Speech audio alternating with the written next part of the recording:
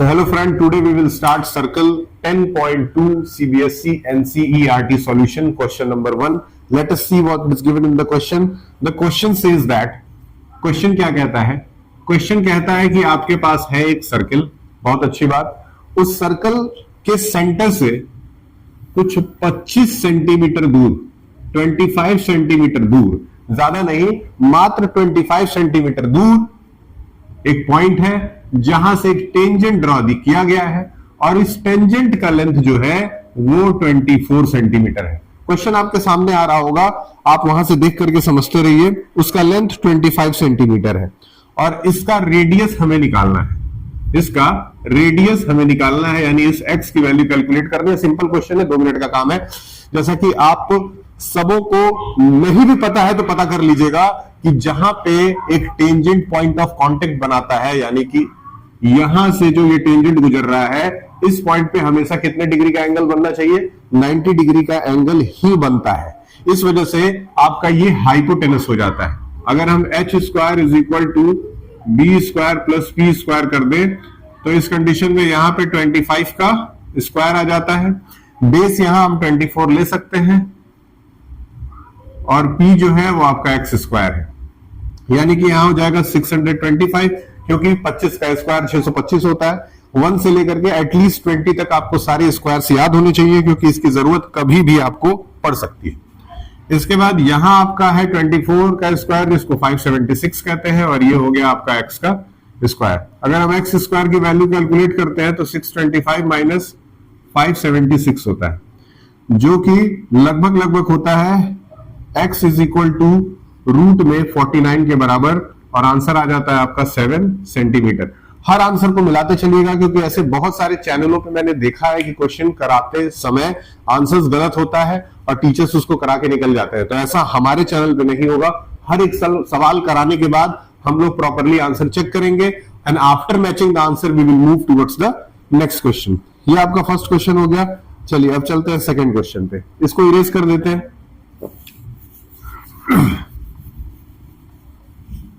ये आपका हो गया erase. Question number 2। Question number 2 है कि आपने पास दिया हुआ है एक सर्किल, बिल्कुल सेम जैसे था वैसे ही बना लेते हैं। ये हो गया आपका सर्किल, और इस सर्किल से 2 टेंजेंट्स ड्रॉ किए गए हैं। 2 टेंजेंट्स ड्रॉ किए गए हैं, आपको फिगर में नजर आ रहा होगा। 2 सर्किल जो यहां से परपेंडिकुलर आ रहा है और यहां परपेंडिकुलर जा रहा है, उन दोनों परपेंडिकुलर के बीच में जो एंगल बन रहा है वो 110 डिग्री है। कितना है? 110 डिग्री है। ये ध्यान में रखिए। और आपसे जो क्वेश्चन की रिक्वायरमेंट है, पहले तो इसको नेमिंग कर लेते हैं। ये P है, ये T है, ये Q है और ये O है। इसमें आपसे जो मांगा है वो मांगा है PTQ, यानी कि PTQ, इसकी वैल्यू आपको मांगी है। जैसा कि हम रूल के अकॉर्डिंग जानते हैं, 2 मिनट का काम है इसको करना। जैसा कि हम रूल के अकॉर्डिंग जानते हैं कि पॉइंट ऑफ कांटेक्ट और ये पॉइंट ऑफ कांटेक्ट दोनों 90 डिग्री ही होंगे, यानी कि अगर इन दोनों को हम 90 डिग्री कंसिडर कर लेते हैं, angle P is equal to angle Q is equal to 90 degree. Region में क्या डाल देंगे? Point of contact, point of contact, point of contact of tangent, point of contact of tangent. ये ध्यान में रहे, ये है आपका point of contact of tangent. इस तरीके से अब आपको इसको कैलकुलेट करना सिखाते हैं। तो ये हो गया 90 डिग्री, दूसरा भी आ गया 90 डिग्री, तीसरा हो गया 110 डिग्री, और चौथा जो है उसको हम लोग कंसिडर कर लेते हैं x डिग्री। और इन सबों को जोड़ करके जो वैल्यू आएगी वो आएगी 360 डिग्री। चलिए, नॉर्मल क्वेश्चन है, इजी है। 90 90 180 हो गया, 180 में 110 जोड़ दिए, प्लस x डिग्री कर दिए, और इधर लिख दिए 360 डिग्री। चलिए इन दोनों को ऐड करते हैं दोस्तों। कितना हो जाएगा? आपका हो जाएगा 092, 290 degree plus x degree is equal to 360 degree. x degree is equal to क्या हो जाएगा? 360 डिग्री माइनस 290 डिग्री। दोनों को अगर माइनस कर देते हैं तो कितना आ जाएगा? 70 डिग्री इज योर आंसर। तो ये एंगल जिसको हम लोगों ने x कंसिडर किया था वो अब कितने डिग्री का हो जाता है? 70 डिग्री का हो जाता है। चलिए अब चलते हैं क्वेश्चन नंबर 3 की तरफ। आंसर मिलाते रहिएगा, आंसर वैसे गलत मैं नहीं होने दूंगा।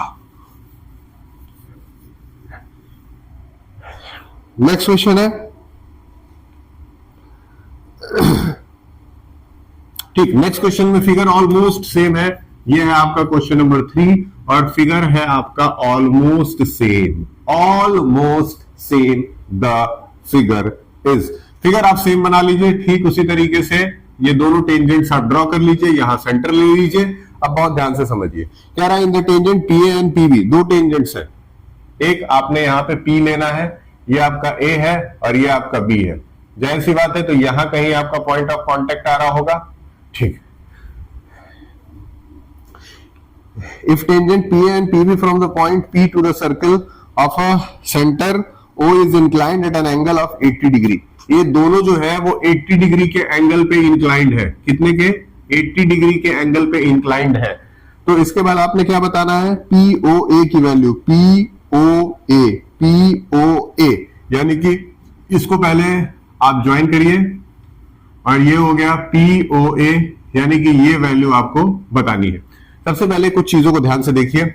यहां से हम लोगों ने एक थ्योरम पढ़ रखा है जिसके अंदर जो दोनों टेंजेंट्स होते हैं वो हमेशा जब किसी एक पॉइंट से ही निकल करके सर्कल पे आते हैं, वो दोनों टेंजेंट एक दूसरे के इक्वल होते हैं। अगर वो दोनों टेंजेंट एक दूसरे के इक्वल हैं तो यहां बनने वाला जो एंगल होगा ये दोनों इक्वल होगा। कैसे? क्योंकि हम इस ट्रायंगल और इस ट्रायंगल को कॉन्ग्रुएंट प्रूफ कर सकते हैं। कैसे कर सकते हैं? उसका एक छोटा सा सॉल्यूशन आपको दे देता हूं ताकि आपके दिमाग से बिल्कुल कंफ्यूजन दूर हो जाए। कैसे आप कर सकते हैं? सबसे पहले AP is equal to PB, equal tangents, equal tangents, ये आप आराम से लिख सकते हो। उसके बाद आपका यहां का 90 और यहां का 90, यानी angle B is equal to angle A, दोनों होगा 90 डिग्री, और OA is equal to OB, ये दोनों क्या है? रेडियस है। क्या है दोस्तों? रेडियस है। ये चीज क्लियर हो गया? ये दोनों क्या है? रेडियस है। अब इस हिसाब से ये दोनों ट्रायंगल कॉन्ग्रुएंट हो गया, यानी कि यहां लिख सकते हैं angle OPA is equal to angle OPB, ये दोनों कितना हो जाता है? 40 degree is equal to 40 degree. ये दोनों आपस में 40 डिग्रीज के एंगल बन गए। बहुत खुशी की बात है। अब हम लोग लेंगे इस ट्रायंगल को OPA को, इन ट्रायंगल OPA वाले ट्रायंगल में आप देखिए, अगर हम इसको हमें ये वाले वैल्यू को निकालना है, ये हमारा 90 डिग्री है, इस वैल्यू को निकालना है। इसको हमने x कंसीडर कर लिया, तो x degree is equal to हो जाएगा 180 में से आप घटा दीजिए 90 प्लस 40 को, 90 प्लस 40 को 180 डिग्री में से घटा दीजिए, 180 डिग्री माइनस 90 प्लस 40 कितना होता है? 130 डिग्री। x डिग्री की वैल्यू आ जाती है कितनी? 50 डिग्री। x डिग्री की वैल्यू कितनी आ गई? 50 डिग्री। आप इसको आराम से चेक कर सकते हैं, 50 डिग्री। बहुत इजी तरीके से इसका सॉल्यूशन मैंने किया है। आप भी ठीक इसी तरह से लगाइएगा, कोई भी तामझाम में जाने की जरूरत नहीं है। ये क्वेश्चन अगर आएगा तो 1 से 2 नंबर का आएगा, उससे ज्यादा बड़ा सवाल नहीं आएगा। जिस क्वेश्चन में रिक्वायरमेंट जितना हो, जिस क्वेश्चन में आपको जितना पूछा गया हो उतना ही लंबा उसका सॉल्यूशन करें। ऐसा ना करें कि 1 नंबर का सवाल है उसको 1 पेज में लगा रहे हैं, 2 नंबर का सवाल है उसको 3 पेज में लगा रहे हैं। इससे आपका नुकसान हो जाएगा, आपका ढेर सारा समय बर्बाद होने की वजह से आपका पेपर छूट सकता है। चलिए अब क्वेश्चन नंबर 4 पे चलते हैं। क्वेश्चन नंबर 4 में सिंपल, फिर से एक बार पहले क्वेश्चन रीड करते हैं। लिखा है prove that the tangent drawn from the end of the diameter of the circle are parallel to each other. बहुत सिंपल है। आइए देखिए, सबसे पहले तो ये है आपका क्वेश्चन नंबर 4, और इस क्वेश्चन नंबर 4 में आपको यहां दिखेगा एक सर्किल, और ऊपर से जाता हुआ दिखेगा एक टेंजेंट, और नीचे से भी जाता हुआ दिखेगा एक टेंजेंट। ये आपको टेंजेंट दिख रहा है, ये आपको सर्कल दिख रहा है। ठीक, चलिए अब आगे देखते हैं। यहां आपका सेंटर है, ये आपका ऑलमोस्ट डायग्राम हो गया। अब ये जो डायग्राम हो गया, इसमें हम तो यही सलाह देंगे कि पहले A, B, P, C, D, Q, आप जिस हिसाब से नेमिंग करना चाहते हैं कर सकते हैं। देखिए आपको कह रहा है कि प्रूफ करिए कि ये दोनों लाइनें एक दूसरे के पैरेलल है। पैरेलल प्रूफ करने के लिए आपको मैं क्या हिंट दूंगा, जरा ध्यान से समझिए। सबसे पहले तो हम जानते हैं कि OA इज अ रेडियस।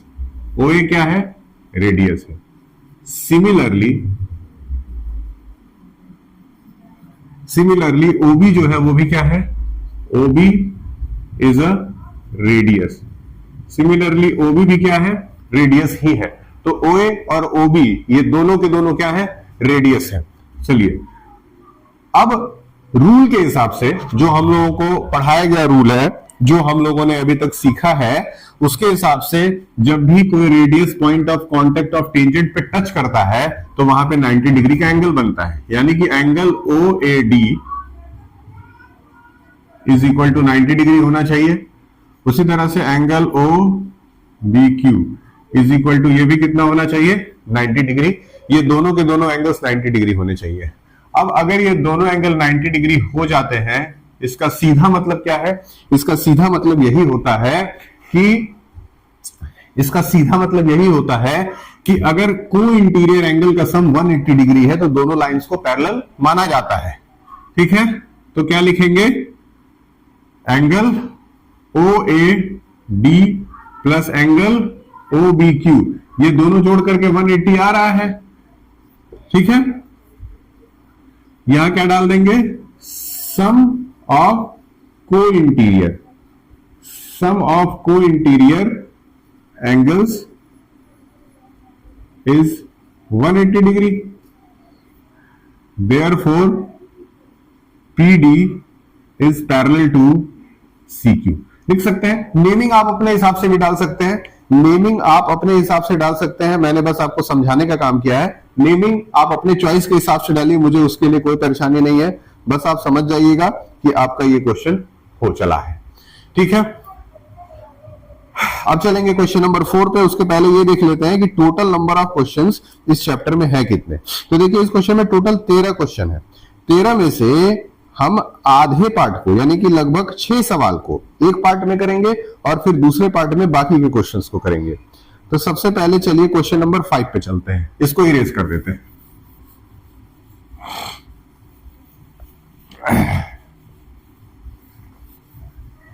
ठीक, अब क्वेश्चन नंबर 5 क्या कहता है, prove that the perpendicular at the point of contact of the tangent to the circle passes through the centre. बहुत इंपॉर्टेंट है, देखिए। चलिए भैया, ये हम लोगों ने बना लिया क्या, एक सर्किल। ये है आपका पॉइंट ऑफ कांटेक्ट, यहां से एक परपेंडिकुलर ड्रॉ करिए U। अब आपको ये प्रूव करना है कि क्या ये सेंटर से क्रॉस कर रहा है, क्या ये सेंटर होते हुए जा रहा है कि नहीं जा रहा है। अगर सेंटर होते हुए जा रहा है इसका मतलब कि ये होना चाहिए 180 डिग्री का। तो सबसे पहले आपको क्या लिखना है, ये फिगर आपने बना लिया, आप OACDQ जो आप नाम डालना चाहते हैं अपने हिसाब से डाल सकते हैं। हम लोगों ने पढ़ा है कि जो सेंटर होता है वहां से जो लाइन पॉइंट ऑफ कांटेक्ट पे आता है वो हमेशा 90 डिग्री बनाता है। बहुत अच्छी बात है, बनाता है कि नहीं बनाता है, बिल्कुल बनाता है। इसके बाद हम लोगों ने यहाँ पे एक स्टेटमेंट लिखना है। क्या लिखना है कि सबसे पहले आप ये देखिए कि कौन कौन से एंगल को जोड़ करके क्या हो रहा है। आइए, अगर इधर का 90 डिग्री है तो जाहिर सी बात है इधर का भी एंगल 90 डिग्री होगा। देयरफॉर डायरेक्ट आप लिखिए, कोई दिक्कत नहीं है। इन द गिवन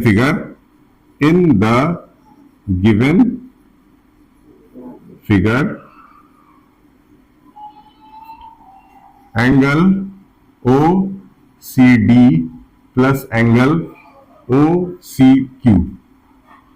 DCQ दोनों जोड़ के कितना हो जा रहा है, 180 डिग्री। अगर 180 डिग्री है इसका मतलब यहां देखिए QC को अगर CO में जोड़ेंगे तो OQ आएगा कि नहीं आएगा, बिल्कुल आएगा, 100% आएगा। This plus this is equal to this, यानी कि ये लाइन जो है वो कोलीनियर है। और अगर लाइन कोलीनियर है इसका मतलब ये पास करेगा सेंटर से।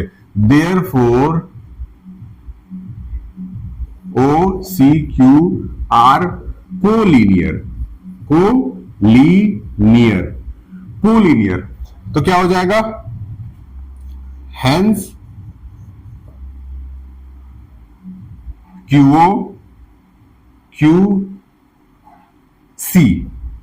passes through the center centre. पता रहे, बस सिंपल, आपको ज्यादा लिखने की जरूरत नहीं है। ये अंडरस्टैंडिंग बेस्ड क्वेश्चन है, छोटे छोटे प्रूविंग है, 1 से 2 मार्क्स में आपके एग्जाम में आएंगे और आपने आराम से इसको क्रैक कर लेना है। चलिए नेक्स्ट क्वेश्चन करते हैं। ये था आपका क्वेश्चन नंबर 5। ध्यान में रखिएगा, इसको नोट कर लीजिए। बहुत इजीली, कोई ज्यादा मेहनत नहीं है, सिंपल क्वेश्चन है, बहुत इजीली आप कर सकते हैं। इसको इरेज कर दे रहा हूं, अगला क्वेश्चन उतारते हैं। अगला क्वेश्चन है क्वेश्चन नंबर 6। आइए देखते हैं क्वेश्चन नंबर 6 क्या कहता है। मेरे ख्याल से क्वेश्चन नंबर 6 कोई बहुत बड़ा डील आपके लिए नहीं होने वाला है। सिंपल है द लेंथ। एक बार क्वेश्चन पढ़ता हूं, आप भी मेरे साथ क्वेश्चन जरूर पढ़ा करिए कि reading question is the first very important habit that you have to develop in your life. The length of the tangent from the point A at distance 5 centimeter from the center of the circle is 4 centimeter. The radius of the circle is. Simple question है, आपको radius निकालना है। इसके पहले भी हम लोग ये क्वेश्चन कर चुके हैं भैया। ये हो गया हमारा सुंदर सा सर्किल। इसके बाद हम लोगों ने ड्रॉ कर लिया, इसके सेंटर से 5 सेंटीमीटर दूरी पे एक पॉइंट है और यहां से जो लेंथ ऑफ टेंजेंट है वो 4 सेंटीमीटर क्या है, और यहां से आपने बना दिया रेडियस। रेडियस हमें नहीं पता है, रेडियस नहीं पता है, इसलिए हम इसमें क्या मान लेते हैं, इसको x मान लेते हैं। तो APO इसको कंसिडर कर लेते हैं। हमको x की वैल्यू निकालनी है, तो x हमारा परपेंडिकुलर है, तो पाइथागोरस थ्योरम के अकॉर्डिंग क्या हो जाएगा, पाइथागोरस अकॉर्डिंग टू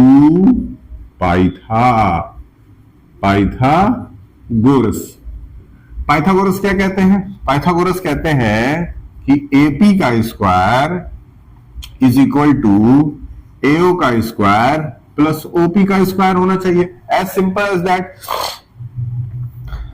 तो AP का स्क्वायर क्या है दोस्तों, सॉरी यहां छोटी सी गलती हो गई, ये 90 डिग्री है तो 5 वाला हाइपोटेनस है, यानी कि इसको मैं थोड़ा मिटाता हूं और इसको सही करता हूं।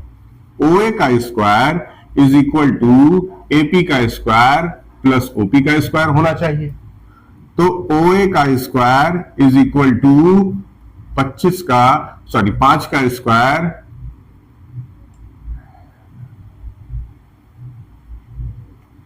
AP कितना है, 5 का स्क्वायर, और OA की वैल्यू कितनी है, OA की वैल्यू 5 का square is equal to AP कितना है, 4 का स्क्वायर, और OP कितना है, x का square.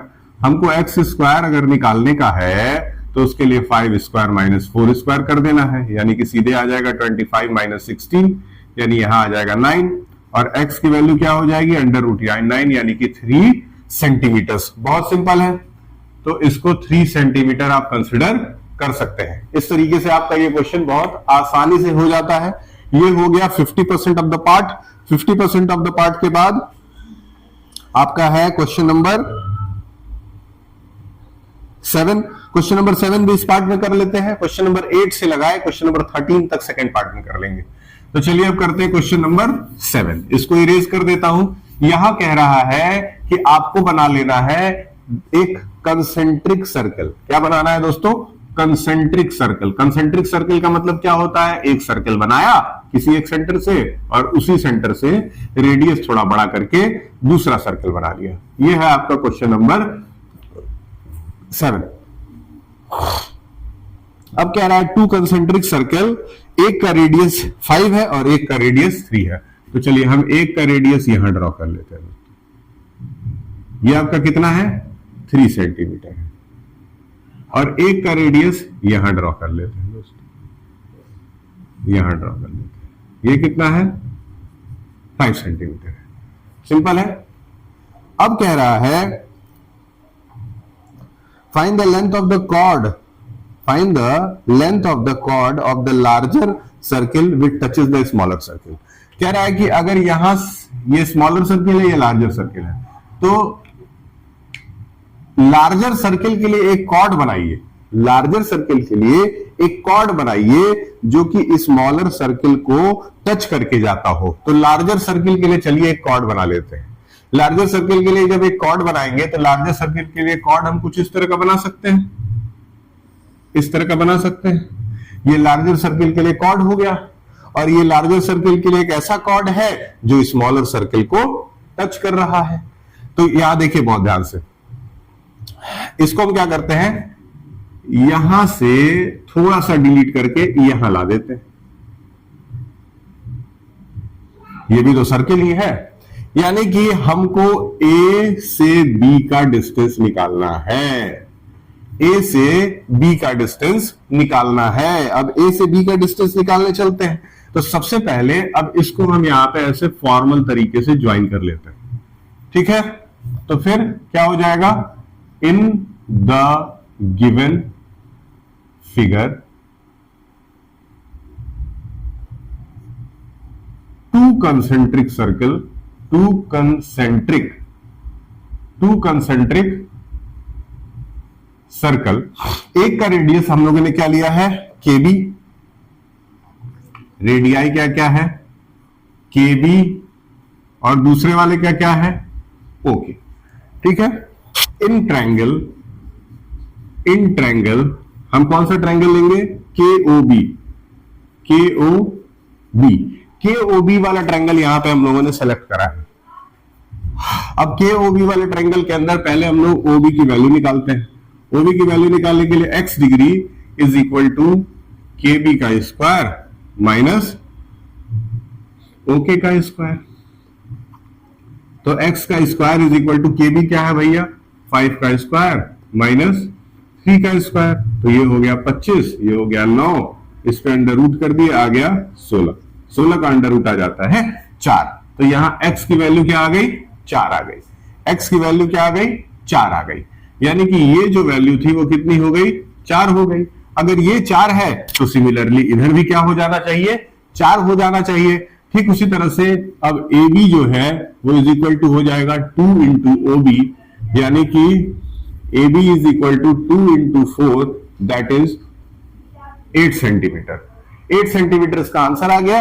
And this is the 50% of the exercise up to question number 7 we have finished.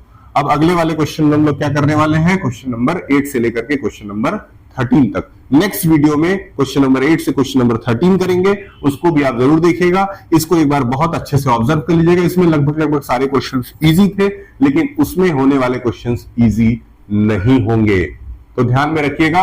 ये भी इंपॉर्टेंट है और सेकेंड पार्ट तो इससे बहुत ज्यादा इंपॉर्टेंट है। तब तक के लिए इसको देखिए, ऑब्जर्व करिए। सेकेंड पार्ट में एक बार फिर से हम आपसे मिलेंगे नेक्स्ट वीडियो में। तब तक के लिए थैंक यू, हैप्पी होली।